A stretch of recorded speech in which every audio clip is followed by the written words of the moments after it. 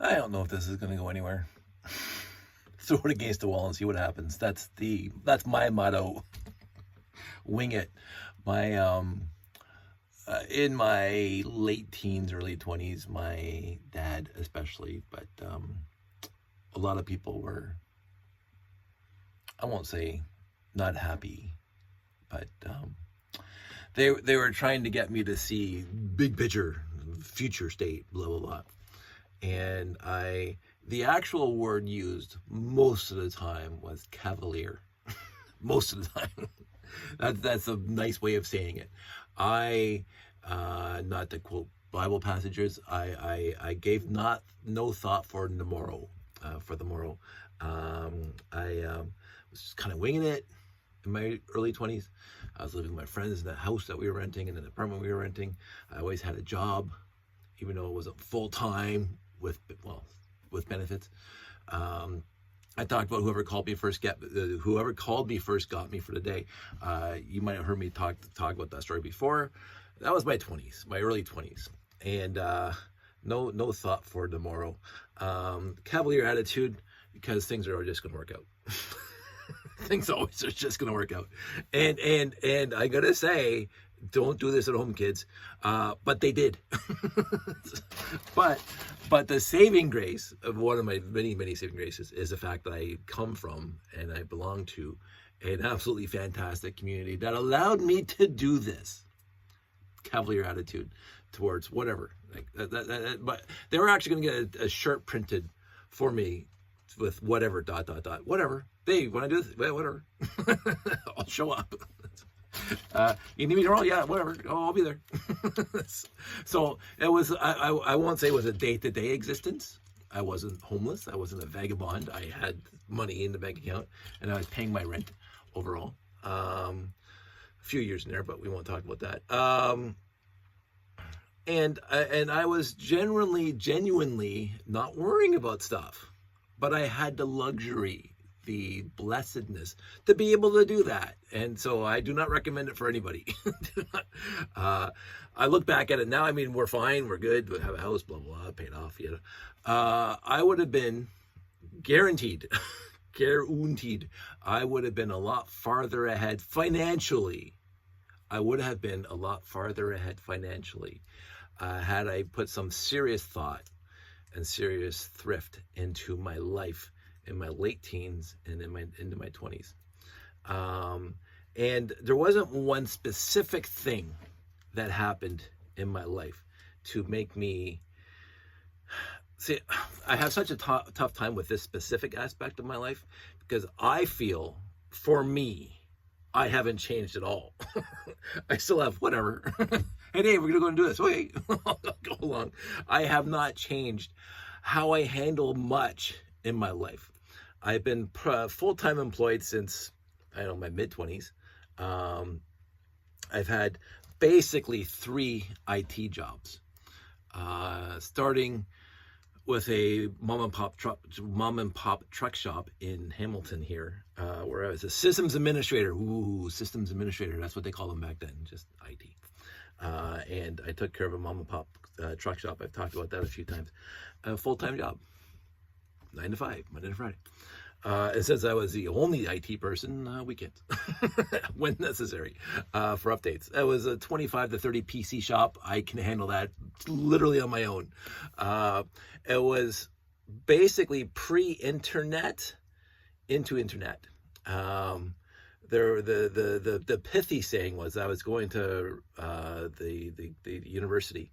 As I went to Mohawk College right out of high school, computer systems tech, whatever. And then I just kind of whatever's for a while, jobs here, there, whoever called me first. And then so I'm sick of this kind of whatever, this lifestyle. So I went back to school, to a university. And I will say, first of all, my university time, loved it, Absolutely loved it. The schoolwork, not so much, and my grades reflected the same. But the people and the professors, and when I was learning for me, like I absorbed everything I wanted to learn for me, but professors expect something else. So I wasn't putting my full-fledged thought into university for the sake of getting a diploma or whatever. I was there kind of, I won't say wasting time, because it was a huge learning experience, and I met lots of wonderful people there. It was a wonderful university too, so I will not ever begrudge my time at that university, even though I'm a different person now than I was back then. I loved my university and the people and the stuff I learned, and I still to this day remember a lot of stuff that I wanted to learn and whatever. But what had happened was that I knew I did for a while put an honest effort into making good marks and doing all my papers and getting everything on time and blah, blah. I couldn't care. It just got to the point, whatever. And at that same time, it was a confluence, a perfect storm of whatever's coming together. My appreciation for the actual schoolwork diminished to rock bottom, which is, again, bad. Don't do this at home, kids. And at the same time, through my university time, I was still fixing computers. I wasn't working for anybody fixing computers, but people knew, hey, Dave fixes computers and can get, Windows 98 working and blah, blah, blah. And I would always go and recommend friends of mine who wanted to build, because back then we built boxes, CPUs, motherboards, blah, blah. We built the whole thing. Absolutely loved it. And upgraded and whatever. So there was a little computer shop that I would always go to get parts and pieces for people and blah, blah, blah, and talk and whatever. And what had happened is one day I get a call from them. Dave. I go, yeah, how's it going? He goes, there's a trucking company in Hamilton that's looking for a full IT guy. And I gave him your number, he says. Perfect. I'm not going to go because I'm in university. But anyway, so they call me. The truck shop calls me. Hey, Dave, the computer store that we go to really recommends you. They think highly of you, and we like that. So it's perfect. They say, come for an interview. Well, I'm at university. Well, just come over to see what you go. And I go there, and it was right on Burlington Street, so not necessarily the best part of town. But anyway, I go over there, and I look at 25, 30 PC shop. Standalone, not part of a huge conglomeration, just a standalone one shop. And nothing remotely exciting. I looked around. They had, this is, again, kids these days might not get this. They had NT351.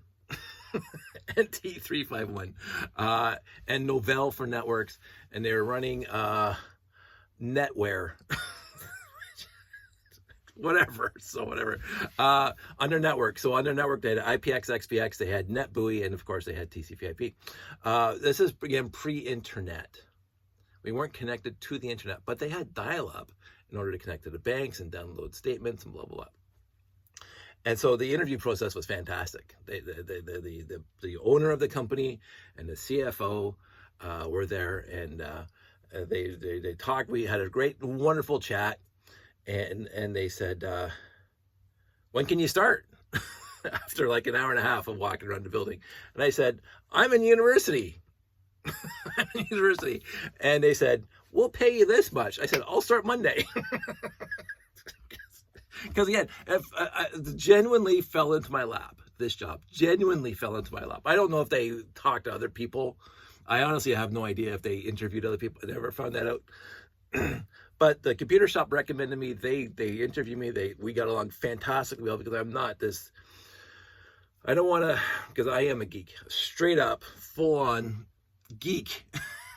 I don't want to classify myself as a nerd. I always classify myself as a geek. Not that I wouldn't mean, but somebody calls me a nerd. Perfect, I accept that. But I consider myself to be a geek. I could name episodes of Star Trek and who the directors were, who the special guest of the week was. I've seen every episode a million times. Babylon 5. I mentioned this before. Every single science fiction show that was in the history of mankind up until about 2000, I've watched multiple times. There's not a single show before 2000 that I knew of that I hadn't seen. So it's changed now because I haven't even seen The Expanse, and my friends are mad at me for that, but whatever. I want to. But back then, and so I'm a hardcore, proud of it, right on my sleeve, geek. I love geek culture. But I also grew up in a family that is very, very, my dad's a bricklayer and a welder, so I've welded before. I've done auto mechanics before. I have done, I don't want to say these are not geeky things to do, because they are. But in the stereotypical geek with the horn rim glasses and the tape on it, like what's his name from Revenge of the Nerds, I walked in there and they were expecting this little geek guy, and I show up, hey, how's it going? And we talked for an hour and a half, and they said, oh, we really want you. And then they said, we'll pay you this much. And I said, I'll be here Monday. And I gave my papers to the university. Loved my time there. No hard feelings. I wasn't going to get great marks anyway, so have a nice life. So I left university and went working full-time at the truck shop. And I loved it because it was just me. And I worked pretty well on my own to get, because I'm sometimes like a dog with a bone. I can't let things go. I don't strive for perfection. I strive for making sure the users can do their job, period. And so I did that for a year and a half. Unbeknownst to me, because Captain Oblivious right here. Unbeknownst to me. Captain Oblivious right here. There were ulterior motives from the truck shop.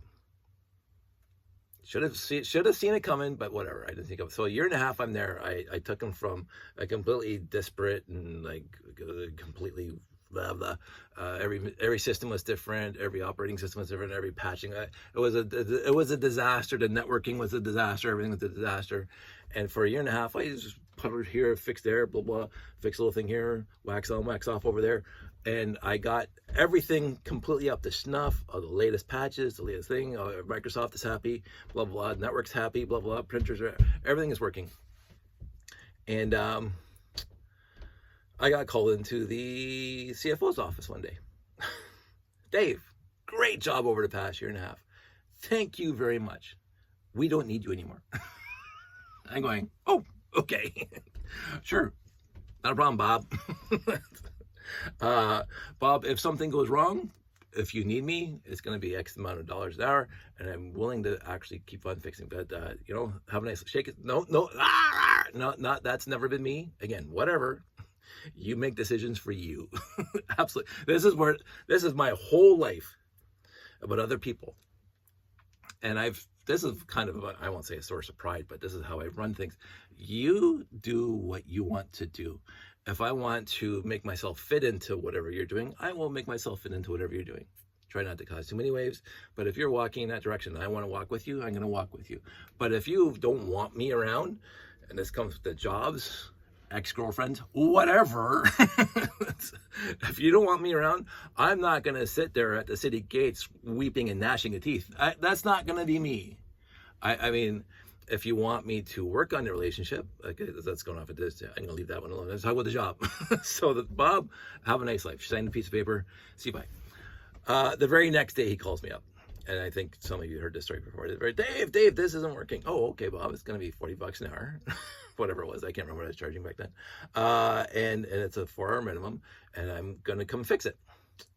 So I went there. I was there for a couple hours. I fixed it, went home, typed up an invoice, didn't pay it.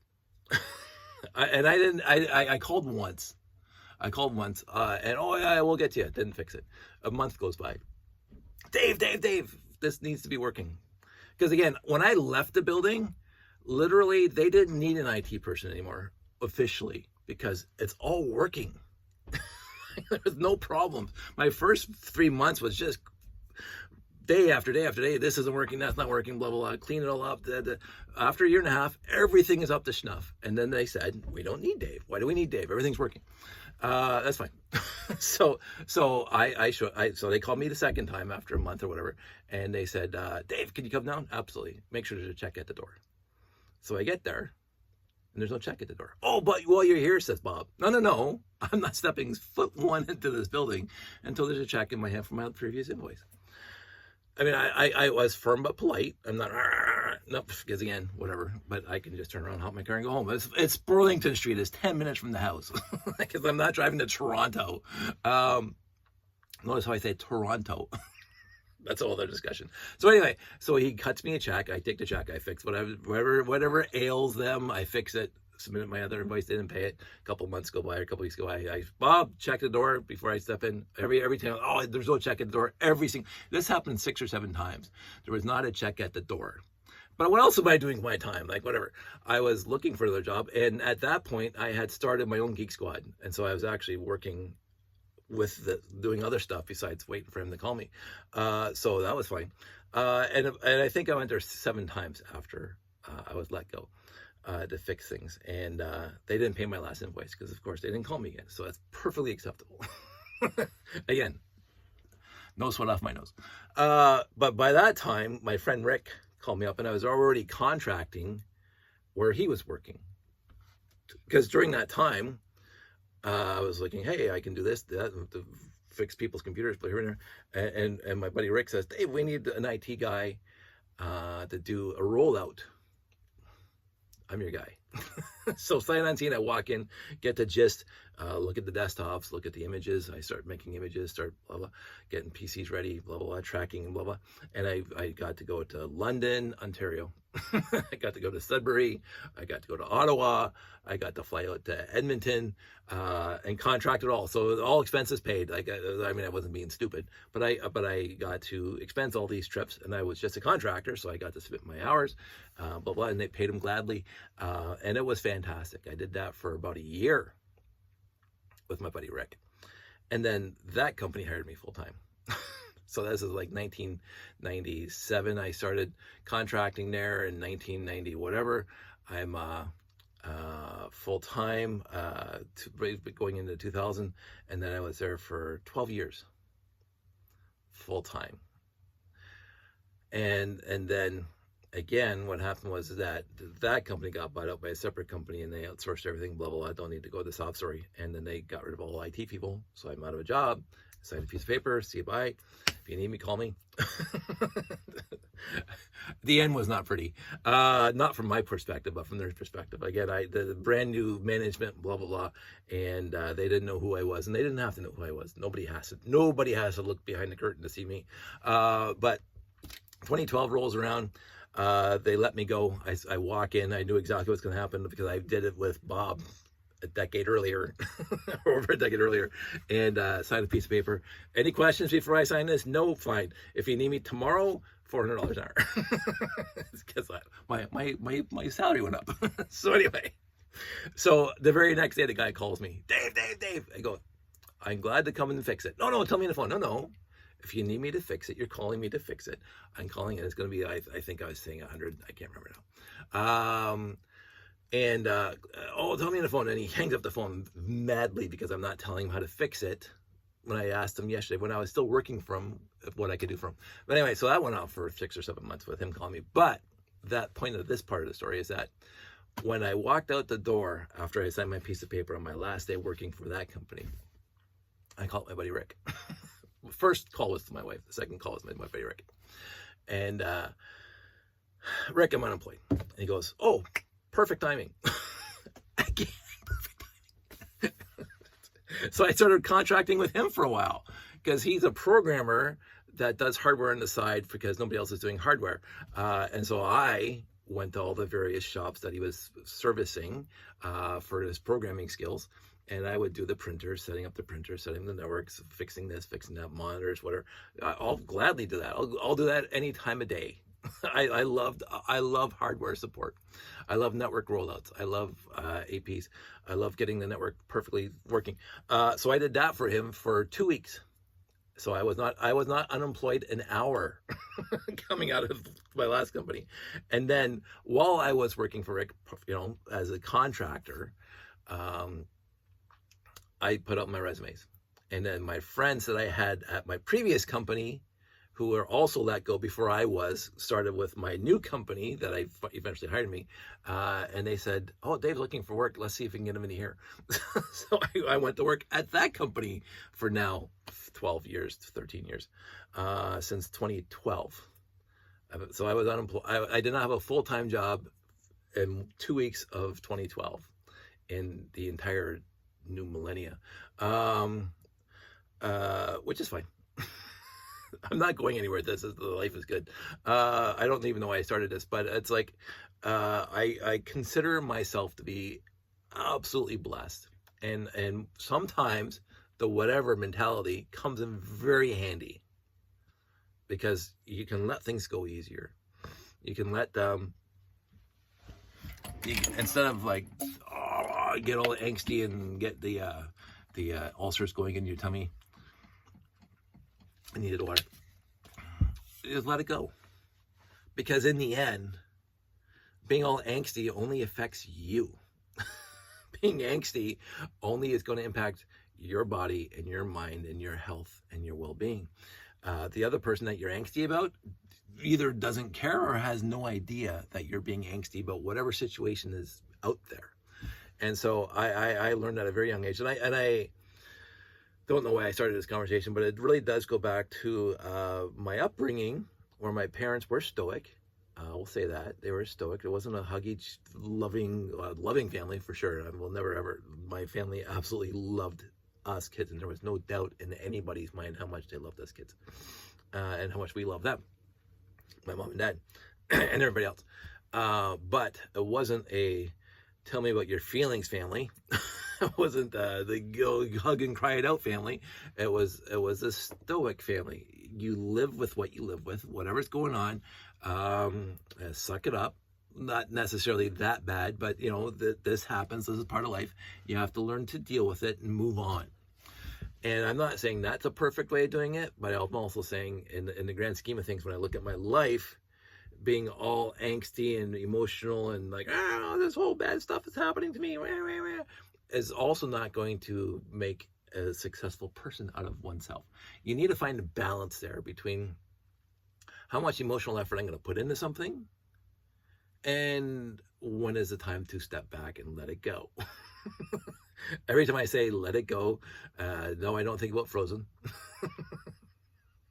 Let us know. This is a complete tangent, but every time I think about let it go, there's one scene in The Big Bang Theory that people already know what I'm talking about, so I'm not going to talk about it anymore. Let it go. But letting it go, and yes, it's tough. I'm going to say yes, it is extremely tough, and because you got your emotional angst and blah blah blah going on, and it takes for me it's easy now because I've been doing it my entire life, but it takes a lot of emotional fortitude and strength to be able to say, I don't need this external event, negative event, such as it is, to impact my internal sense of balance. And that's the easiest way of putting it. I don't want to be false feng shui or whatever, but it really does come down to, you have to put your mental, emotional, intellectual, and physical self before something else. And I was talking to a friend this weekend, which is, I think, was the impetus of this conversation.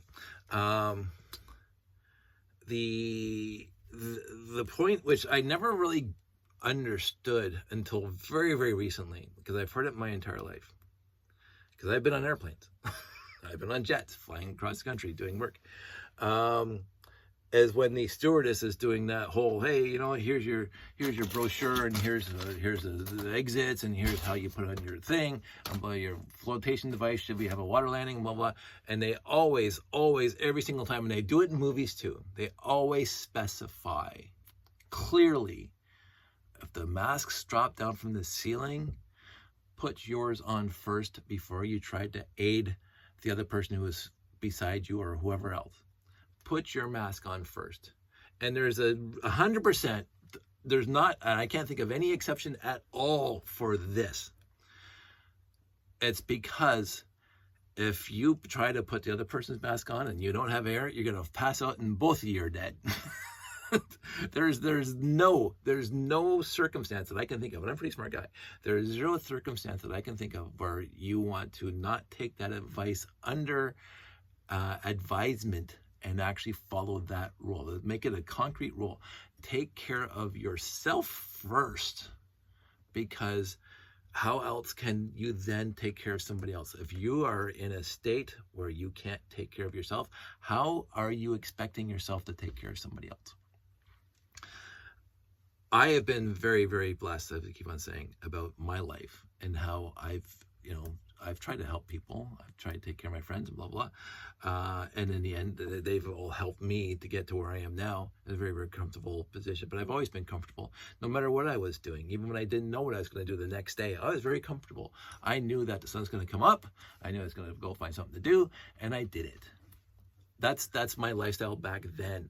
I don't know if I could do it now, but I'm sure if I was thrown back into it, I would manage just fine.